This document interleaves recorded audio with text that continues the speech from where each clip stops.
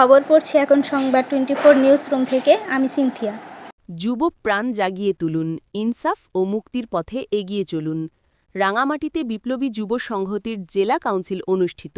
মোহাম্মদ কামরুল ইসলাম, রাঙামাটি জেলা প্রতিনিধি। দুনিয়ার মজদুর এক হও, এই কালোজয়ী স্লোগানকে সামনে রেখে রাঙামাটিতে অনুষ্ঠিত হল বাংলাদেশ বিপ্লবী যুব সংহতি রাঙামাটি জেলা কাউন্সিল 2025।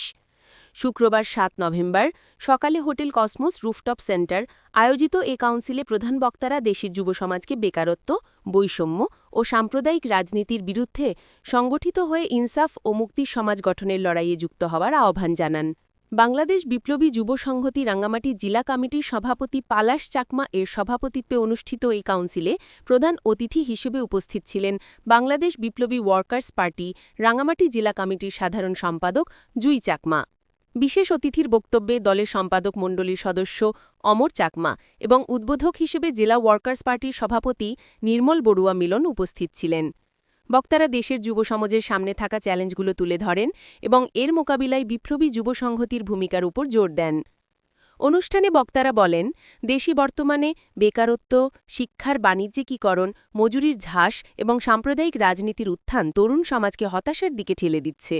এই পরিস্থিতিতে যুব সমাজের সামনে এখন নতুন চ্যালেঞ্জ বৈষম্য, মাদক, ধর্মীয় বিভাজন ও সামাজিক বৈরিতা।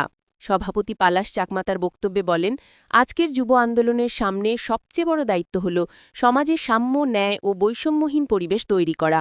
ধর্ম, জাতি বা ভাষার ভিত্তিতে নয়, শ্রেণী ও মানবিক মূল্যবোধের ভিত্তিতে ঐক্য গড়ে তোলাই হবে আমাদের লক্ষ্য। তিনি আরও বলেন যে শ্রমজীবী ও তরুণ সমাজের দাবি এখন আর কেবল কর্মসংস্থান বা অর্থনীতির মধ্যে সীমাবদ্ধ নয়, তারা এখন সমান মর্যাদা, শিক্ষা, স্বাস্থ্য ও নিরাপদ সমাজের অধিকারের প্রশ্নে ঐক্যবদ্ধ হচ্ছে। বক্তারা দুনিয়ার মজদুর এক হাউ স্লোগানের মধ্য দিয়েই তরুণ সমাজকে নতুন করে সংগঠিত করার প্রত্যয় ব্যক্ত করেন। সমাজে মানবিক মূল্যবোধ ফিরিয়ে আনা, নারী পুরুষ সমতার আদর্শে এবং ধর্ম, গোত্র, বর্ণের ঊর্ধ্বে মানবিক ঐক্য গড়ে তোলার ডাক দেওয়া হয়।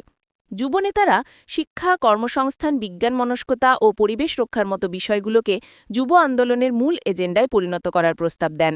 তাদের মতে, রাজনৈতিক শিক্ষা ও সমাজতান্ত্রিক চেতনা ছাড়া একটা মুক্ত, বৈষম্যহীন সমাজ গঠন সম্ভব নয়।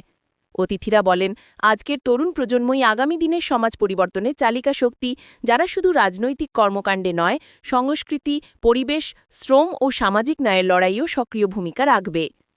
কাউন্সিলের শেষাংশে রাঙামাটি জেলা বিপ্লবী যুব সংহতির নবনির্বাচিত নেতৃত্বের শপথ পাঠ করানো হয়।